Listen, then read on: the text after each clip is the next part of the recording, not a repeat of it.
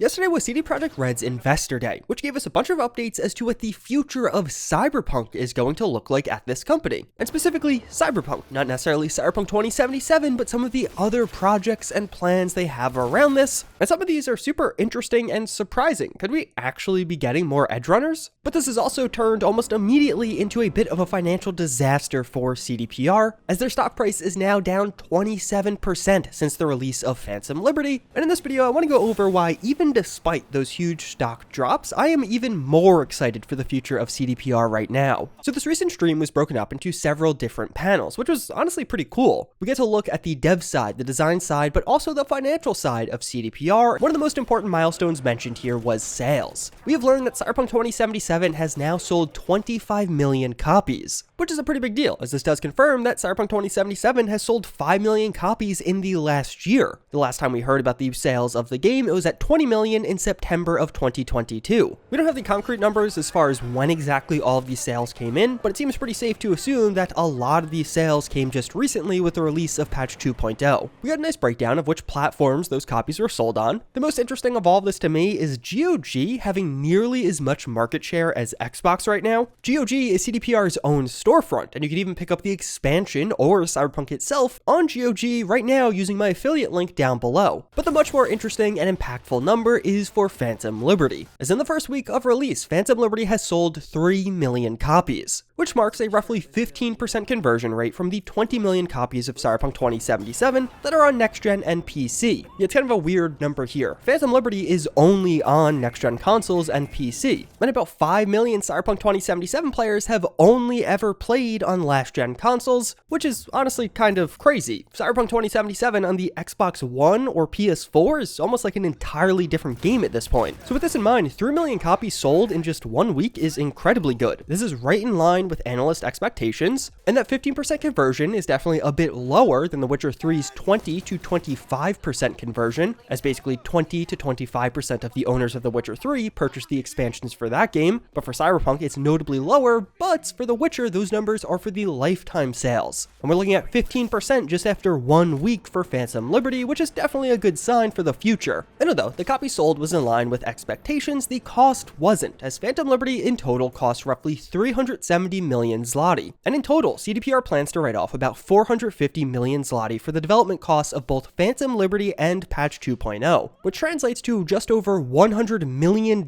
making this an incredibly expensive quarter for CDPR, and perhaps even a bit too expensive, at least in the eyes of investors, as almost immediately following the Investor Day presentation, CDPR's stock dropped an additional 9+%. This adding up to mark nearly a 27% drop in share price since Phantom Liberty has come out. But even beyond that, most analysts now view CDPR as a sell. They're no longer recommending to hold or even buy the stock. So what does this all mean? Phantom Liberty is getting tons of positive feedback from fans and critics alike. Why on earth is this stock plummeting? And yes, a 27% drop is incredibly bad. You can't just chalk this up to people selling their investment, because as of right now, there hasn't really been a return on investment yet. And honestly, what makes this far worse is it wasn't just a drop of 27%, that would be one thing, but instead, immediately after the release of Phantom Liberty, the stock steadily drops. But then CDPR hosts an Investors Day where you speak directly to your investors, and immediately after that presentation, the stock drops almost 10%. That's about as bad as it could possibly get. A notable part about all of this is Phantom Liberty was just more expensive than most were expecting. The sales are in line with expectations, about 2 to 3 million, but the costs were above expectations, particularly the marketing cost was about 20 million higher than most were expecting. Even further, this is kind of it for CDPR, at least in the near future. There aren't any major game releases coming up anytime soon, but even despite that, the next couple of years for this company are very likely to be incredibly expensive. Right now, CDPR is in the process of setting up the new CDPR NA offices. This will feature locations in both Boston and Vancouver, which are two very expensive cities. And the CDPR NA team is going to be the team working on the Cyberpunk sequel, as of right now codenamed Orion. And even as a part of this, we have heard how team leadership is already in North America to start setting this up. And while they do make it clear that key members of the development team for both patch 2.0 and Phantom Liberty will be moving on to Orion, there is still going to be a monumental effort in recruiting North American talent. A big part of the strategy with CDPR NA was described as being able to finally recruit some North American talent. Previously, you could hire a dev from San Diego, but then you'd also have to convince them to move to Warsaw or just Poland in general, where CDPR is headquartered. But they also make it clear that that this is going to be expensive. The average salary on a developer working on the Cyberpunk sequel will be more expensive than the average salary of somebody working on Cyberpunk 2077, because developers in North America just command higher salaries compared to those living in Eastern Europe, where the cost of living is significantly less. And on top of all of that, one of the joint CEOs has also announced that they're going to be stepping down from their role starting next year, and instead moving to an advisory role as a board member. So when you look at CDPR right now, you have this weird situation where Phantom Liberty is definitely a huge critical success, but ended up costing more than investors thought it would. And even further, CDPR's next game is nowhere near. It's going to be a good 3 years, probably, before we get any serious news on this next Witcher game, codenamed Polaris. But during that time, costs are going to increase substantially as they move into the North American market, partially just laying out the money to actually build up the infrastructure, a new HQ, and staff, but this isn't even a one-time cost increase, as the entire development of the Cyberpunk sequel will be more expensive as a result of the higher salaries being paid to all of the new North American developers, which almost certainly means that CDPR is going to have to take on more debt or even dilute some of their shares to make this possible. So in the long term, CDPR will almost certainly be fine. I mean, as of right now, this is just the stock price. The company itself is still profitable and making money each and every year. But at the same time, I don't think it's shocking that this presentation led to some sharp stock declines, and I wouldn't be shocked if those declines continue. But with that said, I am incredibly excited for the future of CDPR, and several of the announcements they made at Investors Day has only increased my hype. One of the main drivers of this was the Red 2.0 retrospective. Phantom Liberty was the first Red 2.0 product, that being CDPR's new strategy to develop 2 games in tandem, with some specific things being put in place to make this possible. Over the past 3 years, they were developing the new Witcher game Polaris and Phantom Liberty using Red 2.0. And a core and defining aspect of this strategy is the game must always be playable. So at any point in development, you could launch Phantom Liberty to just check it out if you wanted to. This allowed CDPR to just play Phantom Liberty and find problems in real time and fix them. They even describe how other members of the company were playing the expansion, providing outside feedback as development was ongoing, and even marketing could use things directly from the game since everything was playable now, as opposed to scenes having to be specifically crafted just for marketing purposes. A huge controversy with Cyberpunk on release was how this entire 2018 demo was reportedly created just as a demo. A lot of the rest of the game wasn't nearly as polished or playable at this point, but CDPR took developers to specifically make this slice of the game look really good because it was going to be shown off. That wasn't great for development overall. It definitely seems like it created delays and set things back. But conversely, with Phantom Liberty, it seems like that was not the case at all. And instead, the marketing was just people playing the game because, yeah, it was playable the whole time. The reason this is so incredibly exciting to me is it seemed like this worked really well for Phantom Liberty. The final product here is incredible, but this also applies to the next Witcher game, Polaris. Even right now, as they described during the stream, that Polaris is playable as development is ongoing, which hopefully means we should continue to expect incredibly high quality releases from CDPR, as it seems like this model, Red 2.0, is working. They're using cross-functional teams who work together and make changes each day, and that actually includes a quality assurance member, so they're constantly testing things as they are implemented. And due to format, they could quickly recognize which teams would need more help, with the overall message being that they're taking what they've learned from Phantom Liberty and fine-tuning it even further for Polaris and onward. And this gets me really excited, because it feels like what's happening here is CDPR reflected on what went wrong during the development of Cyberpunk 2077, then enacted some fundamental changes to their company to make sure that doesn't happen again. And the first product after those changes is some of the best content this company has ever made. And this isn't stopping, as they go over some of their future plans here as well. They describe how even with the switch to Unreal Engine 5, which, yes, now they are leaving Red Engine behind and all future projects will be using Unreal Engine 5, but even with this in mind, CDPR plans to keep their future projects as high-end ones. They expect to continue to create beautiful, limit-pushing games with Unreal Engine 5. And what to me was one of the most interesting and strongest quotes from this presentation was that the games aren't actually CDPR's core purpose, it's the IP, as CDPR wants to have an impact on popular culture overall, not just gaming. This was a message they reiterated several times throughout the presentation. They said examples of how many of the songs from their games are independently popular on streaming streaming services. And with the pop culture focus in mind, CDPR views Cyberpunk as having tremendous potential, which was a driving force in CDPR deciding to only make one expansion for Cyberpunk 2077. They're basically saying that they think this IP has so much further potential, efforts would be better spent making a whole second game as opposed to just a second expansion. And just one side detail, they mentioned how the first-person perspective was integral to Cyberpunk 2077. They seem to view it as a big success with the game, although as of right now, they are not sure if the Cyberpunk sequel will also only support first person. But it doesn't stop there, as they continue on to announce a partnership with Anonymous Content, this being a company based out of Hollywood, where they're going to be making a live-action project in the Cyberpunk universe. Anonymous Content was involved in True Detective, Spotlight, The Revenant, and more, so this is definitely a big deal and super exciting. As of right now, I honestly can't tell if this is planned to be a movie or a TV show. All I've heard is CDPR say live-action content without actually specifying, which I am super excited for this. The anime was incredible, but live-action Cyberpunk could truly take things to another level if it's done well. Although, this is still a ways away. CDPR confirms that they are still in the script writing stage on this. They were looking at scripts, then the recent writer's strike did begin. Thankfully, that just recently ended, so they're now able to resume looking at scripts. So it's very likely years until we see more on this project. But it seems like that isn't all they have in the works. During the Q&A segment, somebody asked about plans beyond this, and CDPR said they do have other plans for media, but they're not able to talk about it right now, describing how Edgerunners began development in 2018, but wasn't actually revealed and talked about until 2022. And in a very telling quote, they follow this up by saying, Studio Trigger has strict rules for announcements and CDPR needs to comply with this. Which to me basically seems to confirm that something is in the works at Studio Trigger, those being the people that did make Edgerunners. I highly doubt we get a second season of Edgerunners. It seems like at this point that's largely confirmed to not be happening, but this certainly suggests that CDPR and Studio Trigger are again working on something, likely some kind of new anime, whether that be Cyberpunk or The Witcher, we obviously don't know. But if you thought all of that was interesting, make sure to check out this video where I go over some of the most recent findings on Cyberpunk 2077's biggest mystery.